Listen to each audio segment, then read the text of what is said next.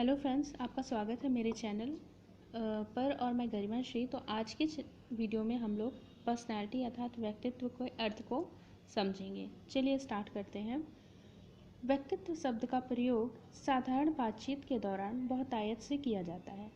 साधारण बातचीत में प्रयुक्त व्यक्तित्व शब्द किसी ऐसे गुण या विशेषता को इंगित करता है जिसे सभी व्यक्ति विभिन्न परिस्थितियों में व्यवहार करने तथा पारस्परिक संबंधों की दृष्टि से विशेष महत्व देते हैं। सुभाष का व्यक्तित्व अत्यंत अजीब सा है। श्रुति का तो कोई व्यक्तित्व ही नहीं, जैसे वाक्यांश आम बोलचाल के दौरान प्रायः सुनने को मिलते रहते हैं। सामान्य अर्थों में व्यक्तित्व से तात्पर्य शारीरिक गठन, रंग रूप, वेशभूषा, बातचीत के ढंग तथा कार्य व्यवहार जैसे विभिन्न गुणों का संयोजन से लगाया जाता है। व्यक्तित्व शब्द के अंग्रेजी पर्याय पर्सनैलिटी का शाब्दिक अर्थ भी व्यक्ति के बाह्य गुणों या बाह्य आचरण को इंगित करता है। वस्तुतः अंग्रेजी शब्द पर्सनैलिटी शब्द का उद्भव लैटिन भाषा के शब्द परसोना से हुआ है, जिसका अर्थ मुखौटा है। परसोना शब्द का अभिप्राय उस पहनावे या वेशभूषा से था जिसे पहनकर नाटक के पात्र रंगमंच पर किसी अन्य व्यक्ति का अभिनय करते थे। अतः पर्सनैलिटी शब्द का शाब्दिक अर्थ व्यक्ति के बाह्य दिखावे मात्र को इंगित करता है। व्यक्तित्व शब्द का यह अर्थ निश्चय ही एक अत्यंत संकुचित व सीमित अर्थ है। आधुनिक संदर्भ में व्यक्तित्व को एक अत्यंत व्यापक शब्द के रूप में प्रयुक्त किया जाता है तथा इसका वास्तविक अर्थ इसके परंपरागत शाब्दिक अर्थ से पर्याप्त भिन्न होता है। मनोवैज्ञानिकों के अनुसार व्यक्तित्व एक अत्यंत जटिल, भ्रामक तथा अस्पष्ट प्रकृति वाला संप्रत्यय है, जिसकी सर्वमान्य एवं पूर्णतया यथार्थ एवं स्पष्ट परिभाषा देना न केवल कठिन बल्कि लगभग असंभव सा कार्य है। मनोविज्ञान के साहित्य में यद्यपि व्यक्तित्व शब्द की अनेक परिभाषाएं मिलती हैं, परंतु उनमें पर्याप्त भिन्नता पाई जाती है। तो इनमें से कुछ परिभाषाएं को हम देखेंगे। सबसे पहले हम गिलफोर्ड के अनुसार देखेंगे कि इन्होंने कहा है व्यक्तित्व गुणों का समन्वित रूप है। और व्यक्तित्व की सबसे महत्वपूर्ण या सबसे ज़्यादा जानी जाने वाली जो परिभाषा है वो ऑलपोर्ट द्वारा दी गई है।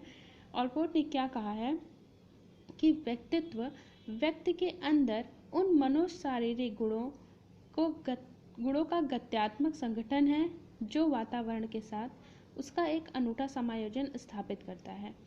इसको मैं एक बार और पढ़ देती हूँ। ऑलपोर्ट में व्यक्तित्व की लगभग बहुत सी परिभाषा दी है, लेकिन उनमें से इनका जो निष्कर्ष इन्होंने निकाला है उसमें कहा कि व्यक्तित्व व्यक्ति के अंदर उन मनोशारीरिक गुणों या गत्यात्मक संगठन है जो वातावरण के साथ उसका एक अनूठा समायोजन स्थापित करते हैं। अर्थात personality is the dynamic organization within the individual of those psychological systems that determine his unique adjustment to his environment।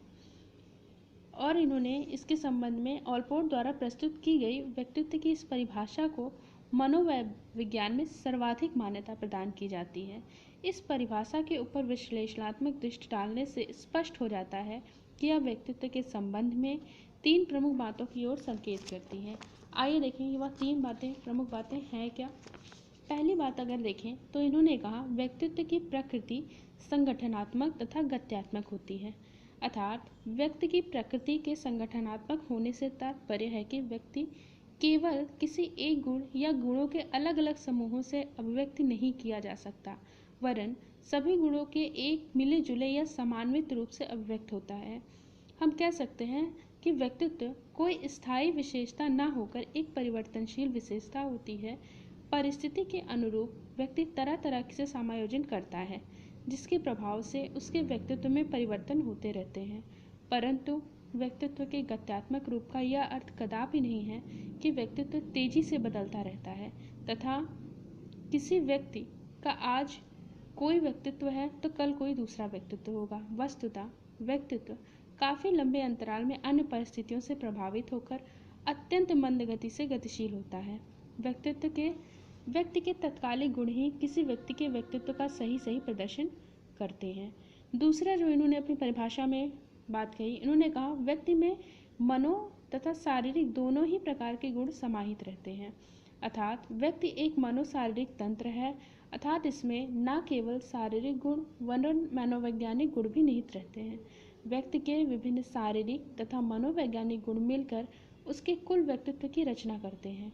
इस प्रकार से व्यक्तित्व के संप्रत्यय में स्वास्थ्य, शारीरिक गठन, वेशभूषा, वाणी, हाव भाव जैसे अनेक शारीरिक गुण तथा मैत्री भाव, परोपकार, समाज सेवा, बुद्धि, स्वभाव, चरित्र जैसे अनेक मनोवैज्ञानिक गुण समाहित रहते हैं। केवल शारीरिक गुणों या केवल मनोवैज्ञानिक गुणों के आधार पर व्यक्तित्व के संबंध में कुछ भी कहना निसंदेह व्यक्ति के अधूरे पक्ष को प्रस्तुत करना होता है।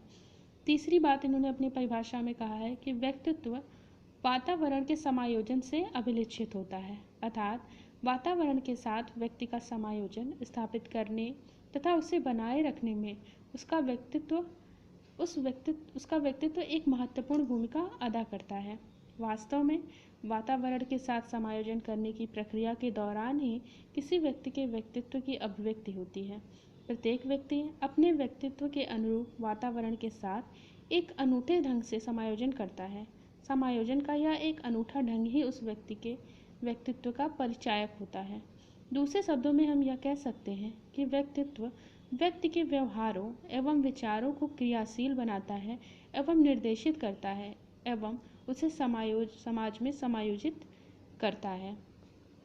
सन 1961 में ऑलपोर्ट ने अपनी इस परिभाषा में संशोधन करते हुए इसके अंतिम शब्दों अर्थात वातावरण के साथ अनूठा समायोजन, unique adjustment to his environment को बदलकर विशिष्ट व्यवहार तथा विचार, कैरेक्टरिस्टिक बिहेवियर एंड थॉट कर दिया था। इस संशोधन के द्वारा ऑलपोर्ट ने इंगित किया कि व्यक्तित्व केवल वातावरण के साथ व्यक्ति के समायोजन को ही निर्धारित नहीं करता, वरन व्यक्ति की एक अलग पहचान बताने वाले उसके विशिष्ट व्यवहार एवं विचारों का निर्धारण भी करता है। तो गाइस, हमने देखा पर्सनैलिटी क्या है और इसमें ऑलपोर्ट की परिभाषा सबसे महत्वपूर्ण है।